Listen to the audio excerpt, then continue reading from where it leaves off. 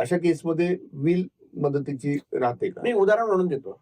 नुकतंच एका गुंतवणूकदाराच्या बाबतीत घडलेला माझ्या इथे एक किस्सा असा आहे, की गुंतवणूकदारांनी अनेक वेगवेगळ्या बँकांमध्ये स्वतःची खाती काढली होती. प्रत्येक खात्यामध्ये काही ना काही पैसे होते. त्या खात्यांमधनं त्यांनी अनेक बँकांमध्ये फिक्स्ड डिपॉझिट्स पण केली होती. त्यानंतर त्याच व्यक्तीने अनेक पोस्टांमध्ये त्यांनी त्याच्या पोस्टाच्या योजनेमध्ये पैसे गुंतवले होते. त्याच व्यक्तीने अनेक 2-3 ब्रोकर्सकडे डीमॅट अकाउंट पण ओपन केले होते. त्या डीमॅट्समध्ये काही शेअर्स पण होते. याच्या व्यतिरिक्त त्यांनी 2-3 बँकांमध्ये लॉकर्स ठेवली होती. त्या लॉकर्समध्ये काही दागदागिने किंवा काही पैसे होते.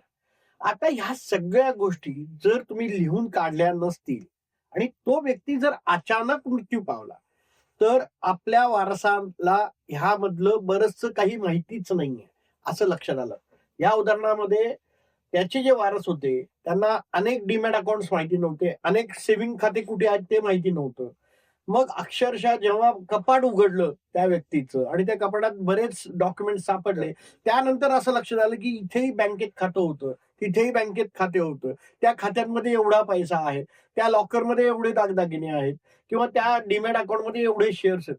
आणि हे जर तुम्ही नोट डाऊनच केलं नसेल, कुठेतरी ते मांडलं नसेल एका ठिकाणी, तर आपल्या वारसदारांना हे शेवटपर्यंत कळत नाही की आता एवढंच आहे का अजून काही आहे. त्यामुळं मी असं आव्हान करू इच्छितो की प्रत्येक कमवत्या व्यक्तीने आपली स्वतःची इच्छापत्र लिहिली पाहिजे आणि जसा काळ पुढे जाईल तसं त्या इच्छापत्रामध्ये तुम्ही मॉडिफिकेशन सुद्धा करू शकता. असं काही नाही. जोपर्यंत तुम्ही आहात, तुम्ही एन नंबर वेळा तुम्ही ते विल बदलू शकता, त्याच्यामध्ये वाढ करू शकता. अच्छा. आणि आता शेवटाकडे येऊया आपण. सुरुवात तुम्ही केली there is will, there is way.